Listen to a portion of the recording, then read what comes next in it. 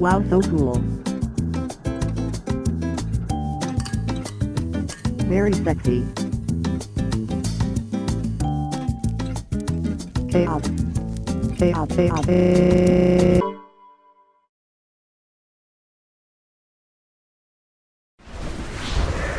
This week we're going to talk about Alien Earth, the first television spin-off of the Alien franchise. Unlike the Marvel or Star Wars streaming shows, Disney entrusted the Alien property to their subsidiaries with experience in making television. Alien Earth is produced by FX, the network responsible for recent hits like Shogun and The Americans.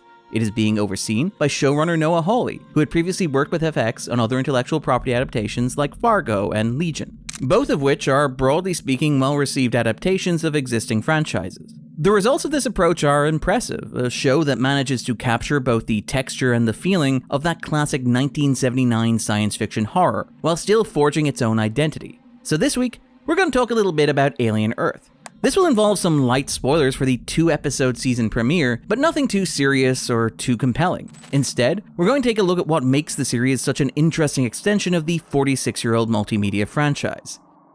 In fact, I'd go so far as to say that so far, it's excellent.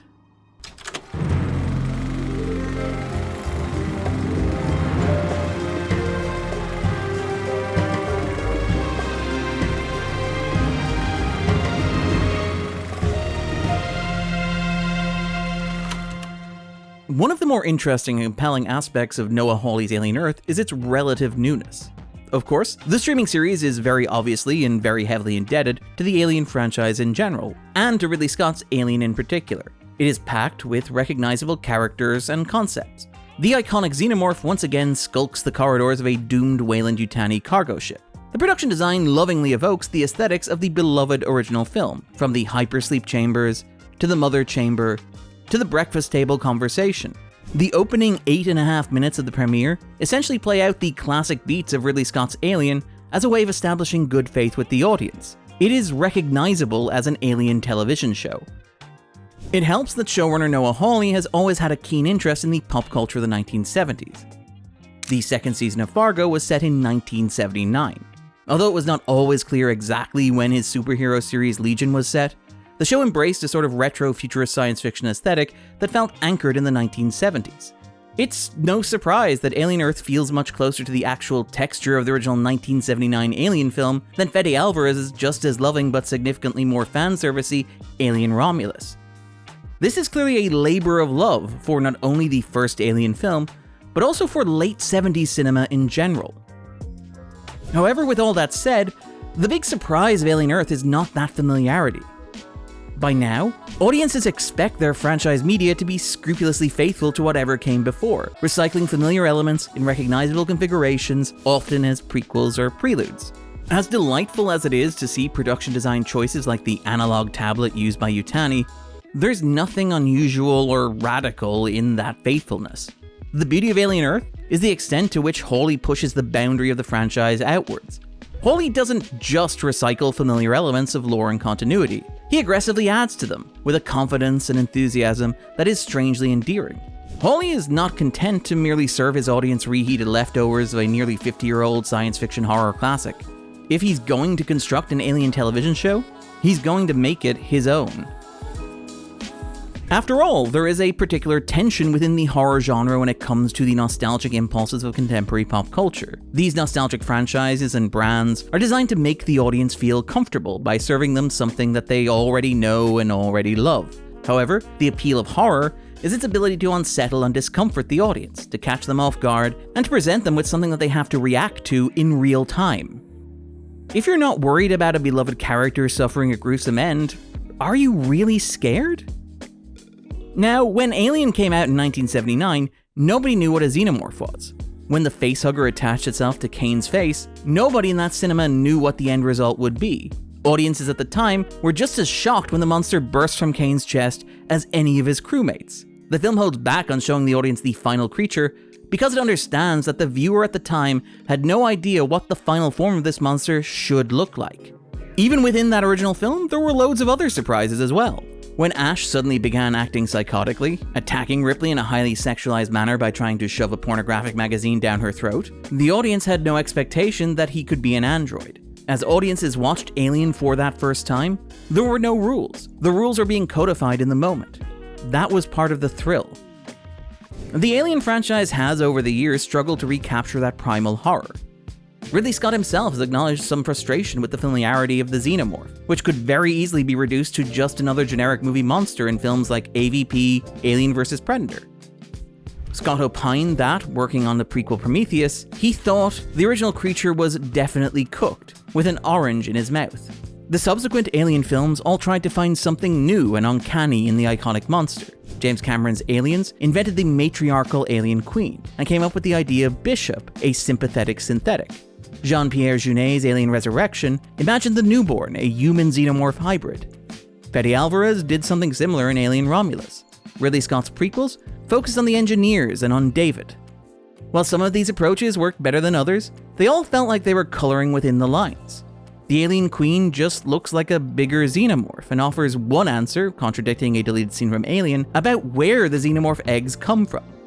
The various hybrids are all riffing on a familiar design, understandably reluctant to veer too far from H.R. Geiger's classic original concept. They can't look too alien. Part of what is so exciting about Alien Earth is that Hawley aggressively expands the franchise's scope. Everything from the feature films is still part of this world. But there's also more. The show's opening text, for example, re-establishes familiar concepts like Weyland-Yutani and the synthetics, but it situates them in a larger context. There are other megacorporations and other branches of post-humanity at play. Synthetics are just one evolutionary branch, alongside human-machine cyborgs and hybrids. Hawley finds a fresh angle by focusing primarily on hybrids. The attempts to place a human consciousness inside a synthetic body, effectively granting human beings a sort of immortality.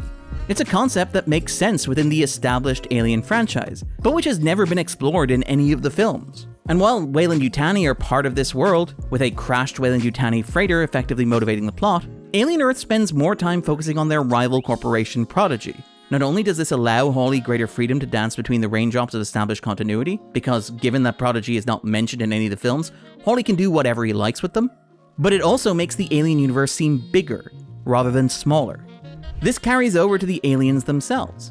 When salvage teams arrive at the downed freighter, they discover that Weyland-Yutani has been gathering all manner of exotic creatures from across the cosmos. There are familiar elements there: the xenomorph, the eggs, the facehugger. What's going on here? However, there are other exotic monsters.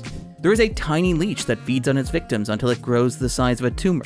There is a tentacled eye monster that seeks to implant itself in the victim's skull. These creatures fit comfortably within the larger aesthetics of the Alien franchise. Most obviously, they are overtly sexual parasitic nightmares. I mean, does the leech remind you of anything? It looks like a penis. And the tentacled beast is very literally a one-eyed monster, if you know what I mean.